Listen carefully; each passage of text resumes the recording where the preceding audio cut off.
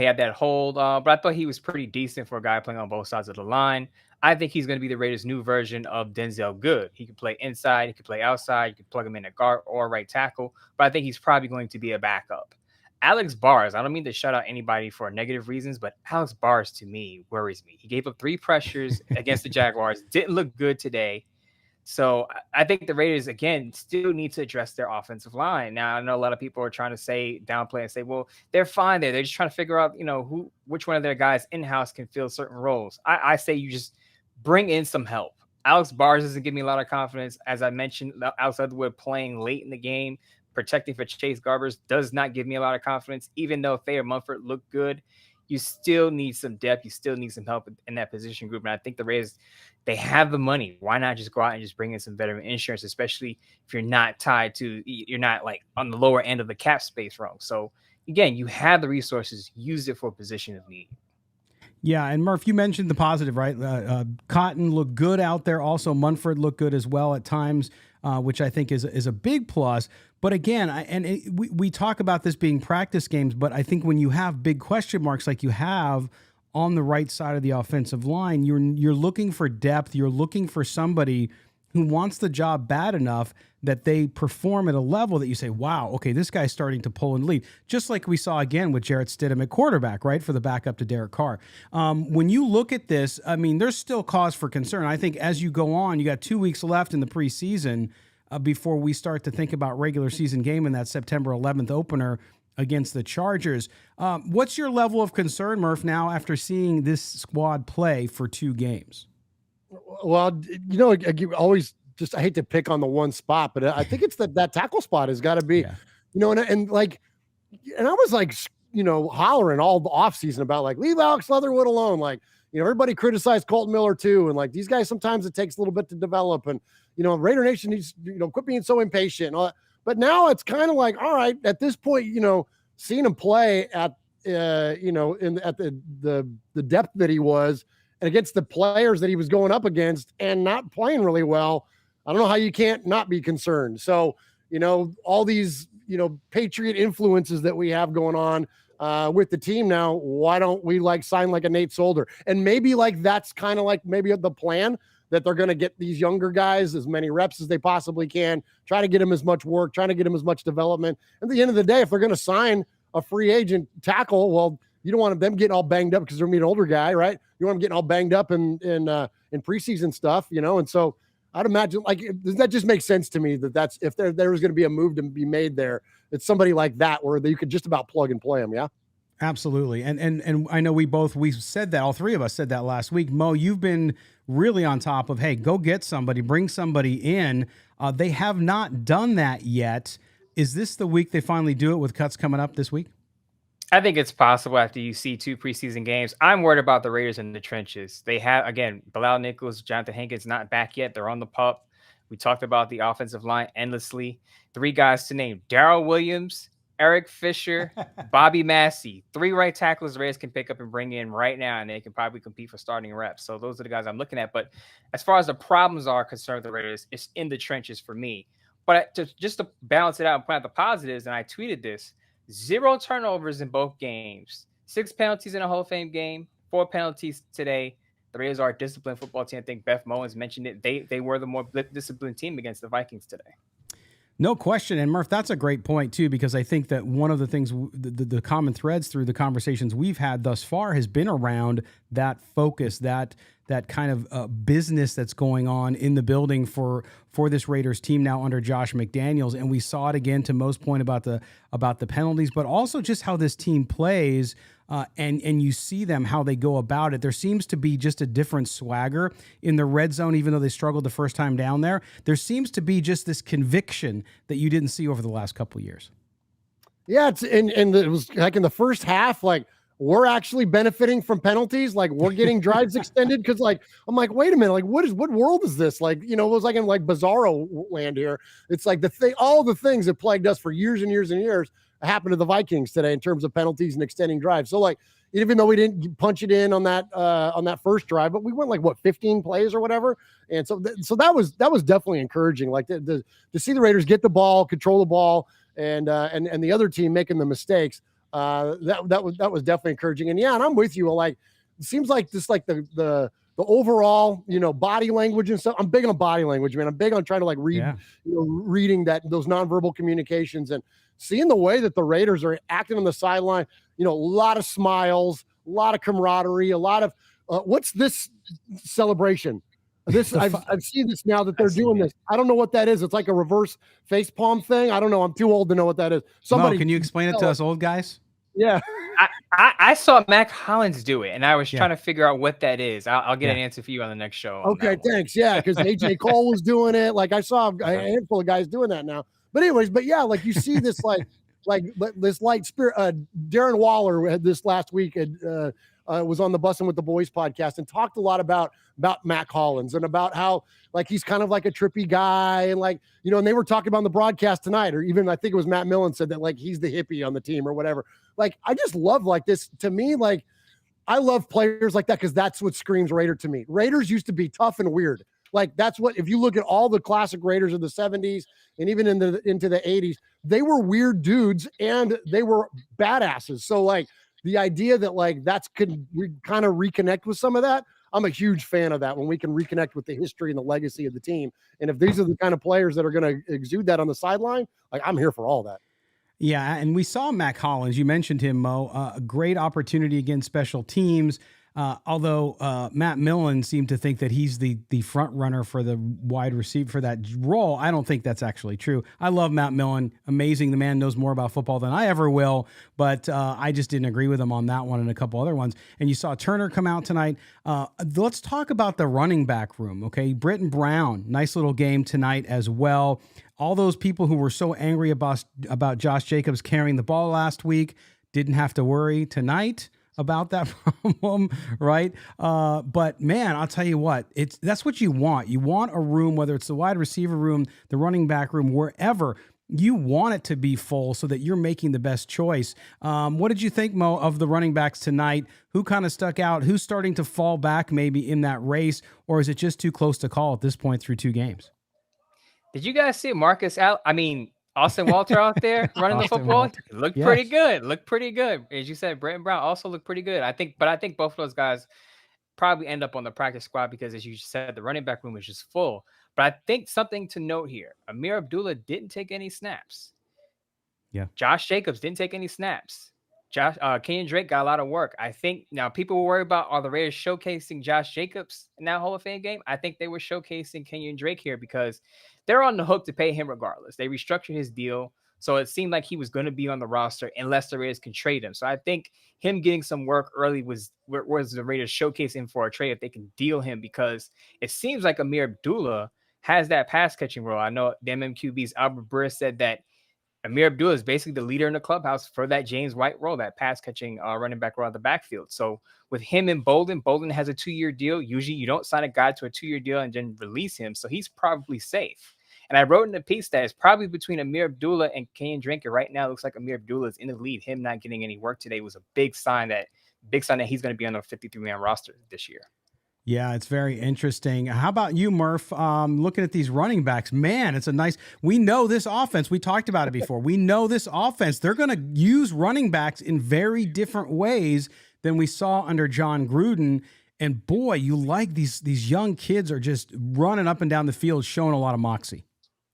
Yeah, I think it's awesome, and I agree with Mo there. When you look at Abdullah and Kenyon Drake, that's kind of like, they're not the exact same player, but very similar skill set. And so, and we saw what Abdullah was able to do in the open field in the Hall of Fame game. And then here, Kenyon Drake's been with the team. I know he was hurt last year for a long time, but it's just nice to see that like we can make a move there. And so I'm with you. I don't know if there's a world where they can. If you're going to keep them, you can't keep all these guys, right? I think right. Britton Brown ends up on the practice squad. Austin Walter, that's the new Chris Warren Jr. the third, right? That's our new guy. That's gonna be our new fan favorite in the offseason. Yeah. Everybody's gonna go, you need to start this guy, but we won't. Yeah. So, seeing the way that we're using the running backs, the only thing, if I could be critical about one thing, I can't stand the toss play on short yardage. We used to do that with Marshawn all the time. It'd be like 3rd and 1 and they toss it to him. It's like, okay, Marshawn, go run 8 yards to gain 1 to get the first down. And so it's like, when you're inside the red zone, just punch that damn thing in there. Like, to me, like, just run. Like, you know what I mean? Like, so, and I think that's what you get Zamir White for, is be able to do stuff like that. And Josh Jacobs is a pretty strong runner, as we know, in between the tackles and short yardage. But just like, I hope that's not like a thing for this offense, is to toss it out there all the time when we're on like the 5-yard line. Like, quit it with that. Well, and we know too, and we heard from last game, and then of course this game too, the first half, Josh McDaniels, who will call the plays during the season, and then Nick Lombardi called the plays in the second half. And you see the consistency there overall, and using the running game. You know, they really went to it as they were keeping Minnesota off the field. They were even the troubles the defense had overall. Minnesota wasn't exactly lighting it up on offense. But you look on that side of the ball too, Mo, and we look at wide receivers. DJ Turner, you mentioned him with a nice 30+ yard touchdown grab earlier in the game. Who else there too? I think again. If you look at Tyron Johnson, I think he's one of those guys. I like what he's doing there, but is he doing enough? Is he showing out enough? Or because of who he is and what he's done in the past, does he have an inside track? Or is this thing still just a race till the end? It's too close to call. I don't think anyone's really separated themselves, because you had multiple guys who had some highlight moments. Demarcus Robinson climbing up for that big reception to set up the Raiders to go for it on 4th down and convert. Keelan Cole got a lot of work. We mentioned DJ Turner on offense and special teams. So I don't think anyone really separated themselves. When it comes down to it, I think Josh McDaniels is going to wind up rotating guys in that wide receiver 3 spot anyway. We already know it's Devonta Adams and Hunter Renfrow, but I think you're going to see a mix and match of guys. Mac Hollins, Keelan Cole, Demarcus Robinson, maybe DJ Turner, all take that wide receiver 3 spot based on matchups every week. No doubt about it. What else, guys? What else? I want you guys just call it out. Anything else? Murf, I see you looking at your notes. What else did popped out at you? Was it you talked about the field, by the way. I want to revisit that. When we were having our technical issues when we first went live, Murf talked about one of the negatives was the field. They had a soccer game there, whatever. But I will tell you, because I was there that whole first season for every game during COVID. And then last year, if you look at it, for whatever reason, I think one of the questions, and I don't mind, I don't know, I'll ask the Raiders PR team, because the turf at Allegiant Stadium, as beautiful as that facility is, it's had issues all along. There's games when it looks great, but there's also a handful of games where you're like, wait a minute, this should not be this way.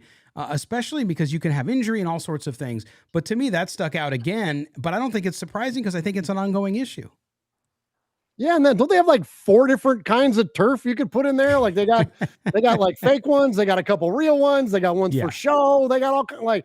So you would think, like, at a minimum, just put in the artificial turf. You know, if you have a problem with the natural grass. I don't know. That was kind of funky. And I know it's the preseason, and they said that they'll like resod it or whatever, but I'm with you, man. That's like, you got $1 billion facility. That's like, you know what I mean? Like, don't, build this big old nice house. Don't like cheap out on the hardwood floors. You know what I mean? Like, go for it. Yeah. You know?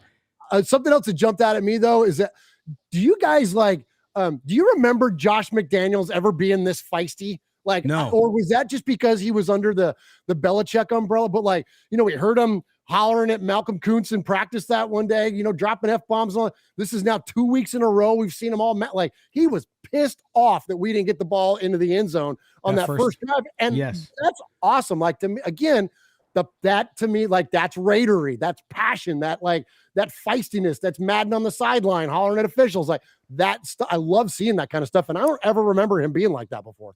Mo, I echo Murph's sentiment there too. And I know this goes back to the point you've been making for weeks, which is focus and discipline, right? It's about focus. And so to him, I think, Murf, I'm reading it as Josh McDaniels says, okay, if we get to the 4-yard line and we got first down and we can't get the ball in the end zone, what the F is going on? Which is what, lip reading I did. I could see he was saying, but Mo, that's part of the whole same process, is it not?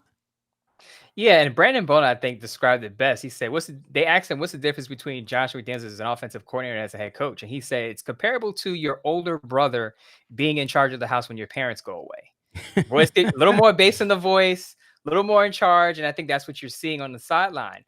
But there are 2 things I wanted to point out about the defense, because I know a lot of people are going to talk about how poor the run defense was at some point. But I tweeted this. The Raiders were pretty good on third down. Vikings were 1 of 7 on third down conversions. So the Raiders were able to force the Vikings to settle for field goals. And the other thing I saw early that a lot of people didn't pick up, John Abram was attacking the pocket. Yes. And that's something I said on a previous show, that I want to see Patrick Graham use John Abram on blitzes, because he's quick enough and he has the physicality to do that. And you saw that early in the game. No doubt. That was incredibly encouraging. And you said last week, Mo, on our show, he is a box safety you rush the passer with. That's who Jonathan Abram should be, can be, and will excel at. And so they did that tonight, which was very encouraging.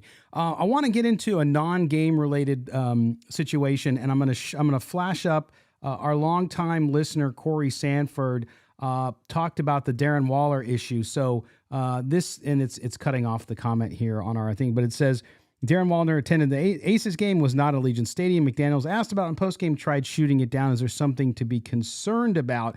I want to get your guys' take on that. I understood it was an excused absence for him, by the way. That is officially from the team. He was excused from the game, and he went to the Las Vegas Aces game across the street to see his new girlfriend, by the way, Kelsey Plum, who plays guard for the Las Vegas Aces. And if you watched Bussin' with the Boys, you know he talked about he'd been in the relationship for 3 weeks. That's who he's in a relationship with. I'm not breaking any secrets. They've been photographed together in public. But Darren Waller, you read that, and yes, there's a game at the same time. He does have an excuse. I can understand why fans would be like, what is going on with that? I don't think it's any big deal, but Raider Nation wants everybody all in on their team, Murf. So do you understand why some fans are maybe put off by it? Yeah, I could see, and I think at first glance, it's certainly like the optics of it aren't great. But then if you think about the greater picture though, and this is what I always try to do is like just think about gets outside of my own little box of fandom. Mark Davis owns the Aces, and they want to have good attendance, and they're the number 1 seed in the WNBA playoffs. And it looks really cool when your starting tight end superstar player in the NFL is sitting courtside. I'm assuming that's what he was doing. So like, I think from a marketing aspect, it's a non-consequential game. He's going to be the starting tight end, and we're going to get a deal done for him hopefully very soon. Like, so it's not like he's fighting for a roster spot or whatever. He's a veteran guy. Like I don't, and I didn't even know about the relationship. So like that makes pretty good sense to me that would all kind of, the confluence of all of those things makes sense to a Mark Davis to be like, yeah, man, let the guy go across the street and go see his girl play. So I don't think it's that big a deal. And he was at their last game, by the way, donning a San Diego Padres cap. So, he's got good taste in baseball, or bad taste. And, I've had to put up with that pain for years and years. But Mo, when you look at this, and I think Murf talks about with optics, absolutely, I get it. And if there wasn't any excuse for it, and if there wasn't any official word about it, then I would be more concerned.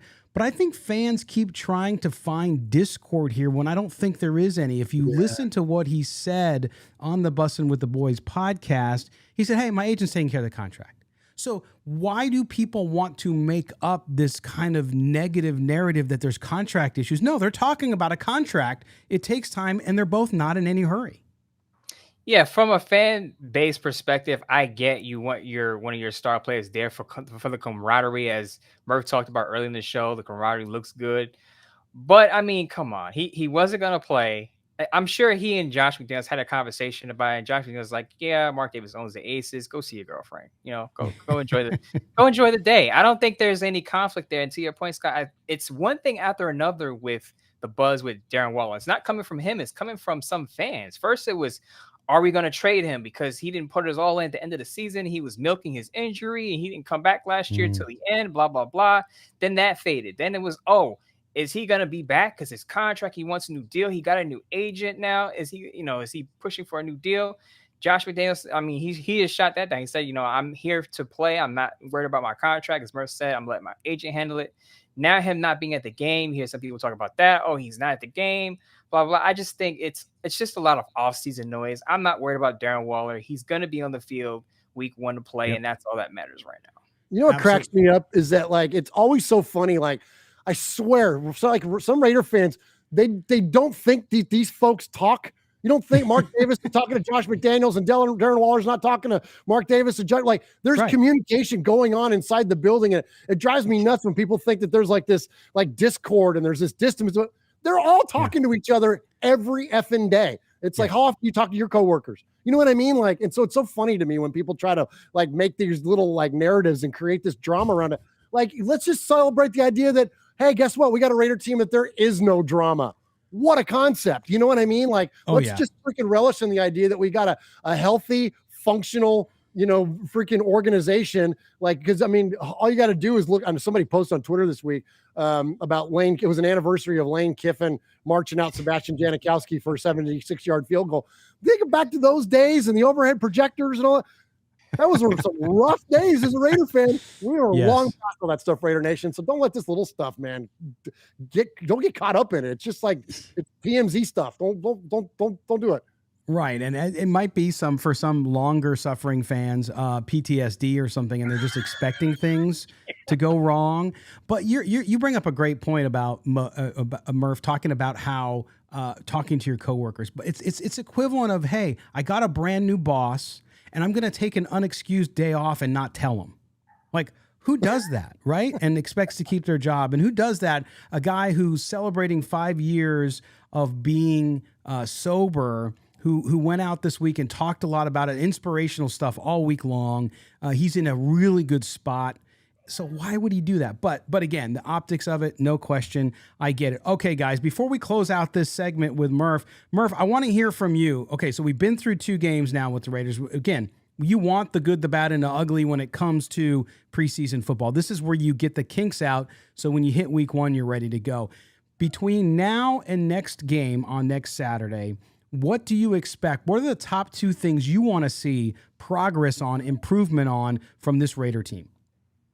Wow. So, gosh, that's such a great question because I feel like it's going to depend on what personnel group that we have. And so I would love to see, you know, at some point we got to see Derek and Devontae and, you know what I mean? I know they have all the chemistry in the world, but at some point we got to see the ones going with the ones. Like, and so that would be something that I would definitely look forward to because I feel that like in these past 2 games, really we're looking at some rookies and we're looking at definitely some positions of need for sure that will be filled by starters. But for the most part, we're looking at just depth. And so I think that that's really what I would love to see is that like to start to see some of our top, level players start getting some reps out there because Josh McDaniels brought it up about Josh Jacobs so much about how running backs need to start banging a little bit. They got to get warmed up.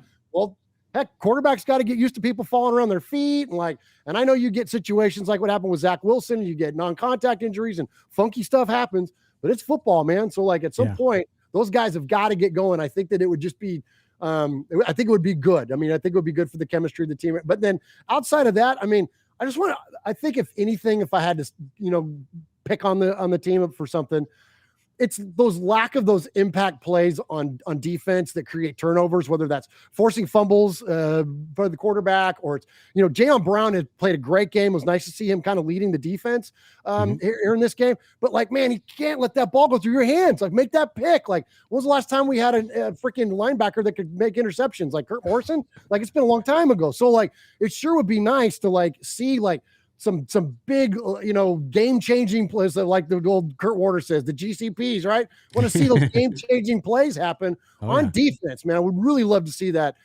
tick up because that's something that's just like, it's so massive for your football team, man. You win that turnover margin and, you guys know. I mean, that leads to W's all day long. All day long. Murf, thanks for that. All right, Mo, for you, 2 things you want to see between now and next week from this team outside of the personnel, and Murf mentioned it too, right? Going to sign a right tackle, an experienced offensive tackle, great. But what else do you want to see so that you see this team making the progress it needs to make to get to week 1 and beat the Chargers in a huge game to start the season? I want to see their young cornerbacks play. I want to see them back on the field. Anthony Averett, Rock Ya-Sin, Trayvon Mullen. I want to see those guys healthy because those are going to be your top 3 cornerbacks. And for them not to get any reps during the preseason, then toss them out there against the Chargers, Justin Herbert, Keenan Allen, Mike Williams on the first week, those guys need some reps. They need some serious snaps. Not serious snaps, but a series or 2 here and there. So one thing, I just want to see the Raiders that are banged up get healthy, get back on the field. Mm-hmm. Yeah, no doubt about that, especially to me, those guys in that defensive front too, where they need help. And to your point, I'll echo the same as you, is I want to see that defensive backfield go at it a little bit and see what they have there, because I think there's still some question in how they're going to work together and whether or not it's going to gel how they need it to for the first week. All right, Murf, we're going to say goodbye, my friend. Thank you so much again for joining us for the Voice of the Fan segment, and we will check in with you next week. Tell people how to find you and how to find your show. Oh, man, thank you very much for having me. As always, guys, I look forward to rejoining you next week, and much respect to everybody. I've gotten so much response from doing this spot with you all on social media and otherwise on our YouTube channel, which is youtube.com/Raiders Fan Radio. And you can find our show anywhere, just any audio podcast service, just by searching Raiders Fan Radio. You can ask your internet connected device. We'll all take you back to our stuff. And yeah, for all of we've got a ton of new subscribers and a new, just like boost to our show listens and everything else, and downloads and Twitter followers and all that. And that's because of you two guys. And so I appreciate you so very, very much for having me on here. It's been a blast, and look forward to doing it again. We appreciate you too, my man. Thank you again. Again, follow Murf, Raiders Fan Radio, and the gang there. Good stuff, and we will bring him on next week. All right, Mo, we now turn. We're going to take a quick break. When we come back, we're going to talk more about this game a little bit and dive deeper on some of the other issues that I saw and that you saw as well. We'll do that right after this break. You're listening to Silver and Black Today, an Odyssey original podcast. Don't go anywhere. Thank you, fellas. You guys rock. Thanks, brother. Thanks, Murf. Appreciate it.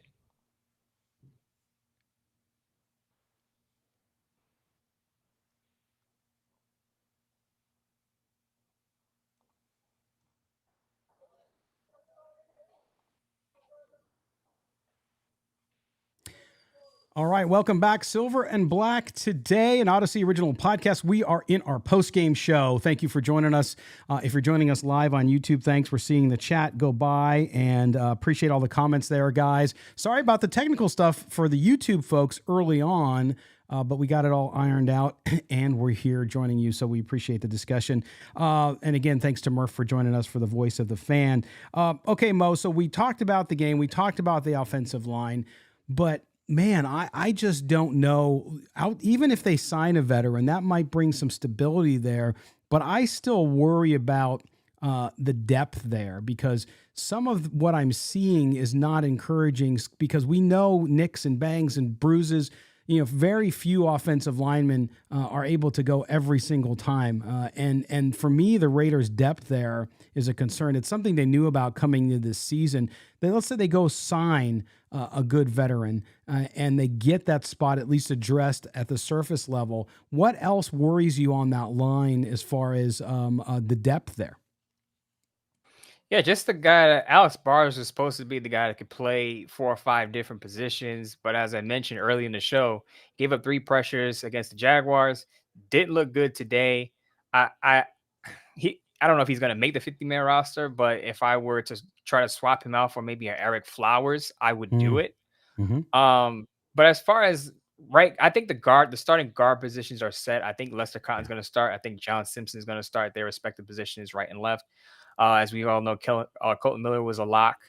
I think Thayer Mumford made it interesting at right tackle with Brandon Parker still out, and Alex Leatherwood playing into the fourth quarter, protecting again Chase Gabers with third stringers. Other than signing the right tackle, I think they just need another depth piece who can play 3 or 4 positions on the interior and possibly outside. Now, as far as the solid backups they have, Dylan Parham, even though he gave up that big sack, I think he's going to be a solid backup. And Jermaine Illuminar, who can play outside and inside. I think he's going to be the new Denzel Good. Can play guard, can play tackle. I think he's solid. But other than those two, I think they need a little bit more depth there on the offensive line. They do. And let's talk about Parham for a second, because you talked about him playing there at center. I thought he looked good. You had, obviously, like you said, the big sack where he got caught on the right side trying to help out on the guard, and they rushed up the middle, so he left his left side open up the middle, and that's where the sack was committed. When you look at what he's able to do there, clearly they're looking at him to cover those 2 roles. That's part of the reason they drafted him. But I thought he excelled for the most part too.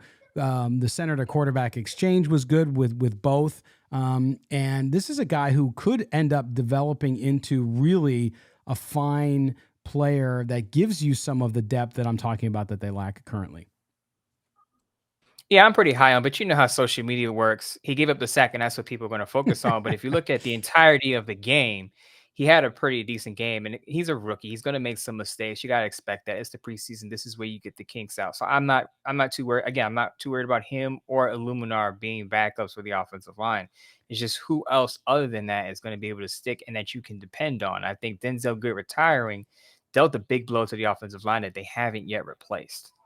Yeah, the nation's love affair with Walter is well underway. But you look at Britton Brown tonight. Here's a kid that you look at. Hey, okay, he's on the Raiders preseason roster, and it's great. You get to showcase yourself. But this is a kid who really played well today. Runs the ball well. I like how he's balanced and what he's able to bring. But you notice, and I kept pointing this out to a couple other Raiders fans via DM on Twitter during the game, which is if you look at the running backs overall, if you look at how similar they are, right, and how they do things the same way, you're getting insight here without the offense showing you too much, of course, in preseason, but you're getting to see the type of player, the type of running back, and the type of plays that are used by Josh McDaniel in this defense. Talk a little bit more about that and why you're seeing running backs like Britton Brown and the others do so well in the system.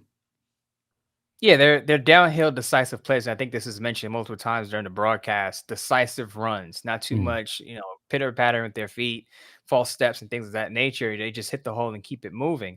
So I think that's a good thing, especially when you're inside the red zone, when you're trying to punch the ball in. I think we mentioned how Josh McDaniels is a little upset about how the Raiders didn't punch the ball in on the red zone one drive, but again, they have the running backs to do that because these are not running backs who go east-west too much. They're going north-south downhill. So that's what you're seeing from the Raiders rushing offense. I believe they have 299 rushing yards and 5 touchdowns in 2 games. I think that's important because you want to build confidence because the Raiders rushing offense, as a lot of people know, didn't play well last year. So I think it was important. Josh McDaniels may not say this, but I think it was important for the Raiders rushing offense to get out there and play well during the preseason after what they looked like last year. Toward the end of the year, I know they had some good weeks here and there, but just not enough. And I think these performances build a lot of confidence. The other thing we haven't talked about, Mo, but I'll talk about it tonight as they went 8 of 17, the improvement on third down. And again, we're not seeing the starting offense here, but the improvement, and it goes back to a lot of the pre-snap penalties we talked about all of last year and the year before and the year before. But you look at this team too, one of the real big positives coming out of these 2 games with the penalties has been the ability for this offense, the way it's structured, the way it uses its personnel to take a third and medium or third and short and convert. The Raiders were not able to do that so many times over the last couple of years, and it led them to some of these great comeback wins, yes, but these are the types of things that Josh McDaniels and Dave Ziegler, as the construction man building this team, look at are guys who are going to execute, and you win championships by converting on third down when you need to so that you have the opportunity to keep alive and change and flip the field. What do you know? It works out well when you don't shoot yourself in the foot and make it a third and long situation, huh? Or leave it to the referees. Good. Right. I tweeted this, that the Raiders look like the more disciplined team again today. And I think that's a pattern we're going to see going into the regular season. Yeah. Big shout out to, again, Demarcus Robinson for climbing up and getting that big catch to get the Raiders to be able to convert on the 4th down with Britton Brown. He ran a short run to the outside after the inside collapse. But again, the Raiders are a more efficient, more disciplined football team. And I think the details that you're seeing that Josh McDaniels and the coaching staff drill into the players starting to show on the field.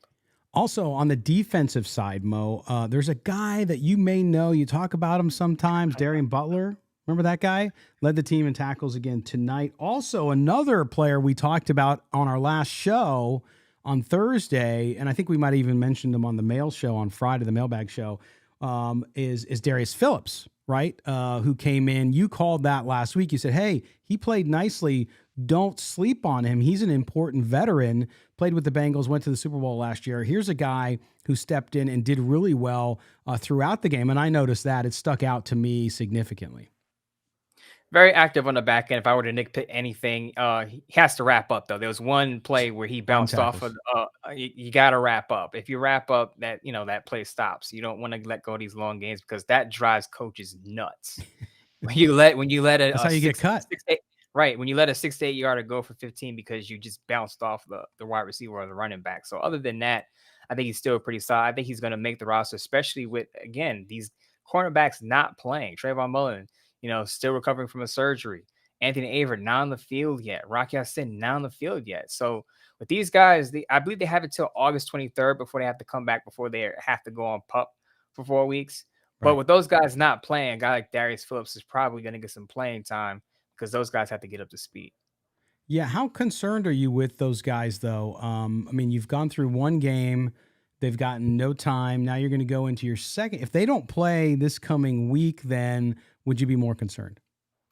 I would be more concerned because even though those are your top guys, this isn't Jalen Ramsey or Stephon Gilmore we're talking about. These are young players who are still developing, so they need the time on the field. So them not playing these first 2 preseason games, I would hope that they get some time in the next preseason game against the Dolphins, because if they don't, I would go out and get some help, because that means that they're maybe hurt more than where they're leading on. Because think about where Josh McDaniels comes from New England. Bill Belichick is not going to tell you about the extent of injuries to his players. So how banged up are these guys, and are they willing to come back and play, because they need those reps?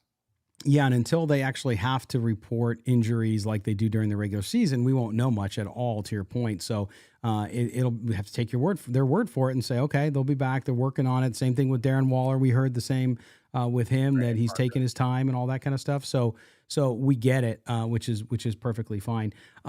We talked earlier in the show, and I want to revisit because I had some folks, don't push the panic button on the interior defense and the offensive line yet. I'm not pushing the panic button, but as you mentioned at the top of the show, Mo, you win in the NFL in the trenches. Yes, you have to have a quarterback. Yes, you have to have skill positions. Don't get me wrong. Raider fans are very excited about this team because of all of the changes, including the coaching changes, including the offensive scheme changes, defensive scheme, all of that stuff. And they should be.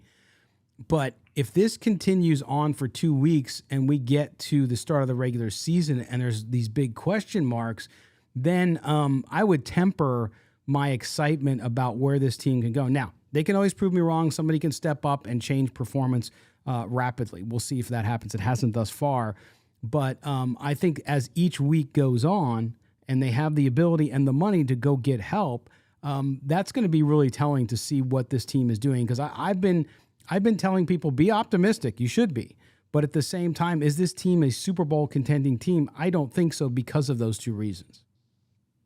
I believe it was Chris who brought up in our mailbag show, who's going to be the guy to step up on the interior of the defensive line. And thus far, we have not seen that. I was expecting Neil Farrell and Matthew Butler, the 2 rookies in the 4th and 5th round, respectively, to show us a little bit more, but they haven't. Yeah, Petco had a couple of splash plays, and Billings had a good stop, but it's just not enough. And the Raiders desperately need Bilal Nichols and Jonathan Hankins to come back, because if those guys are not back, that run defense, specifically on the interior, could be in trouble if the Stars are not in uniform for week 1 against the Chargers.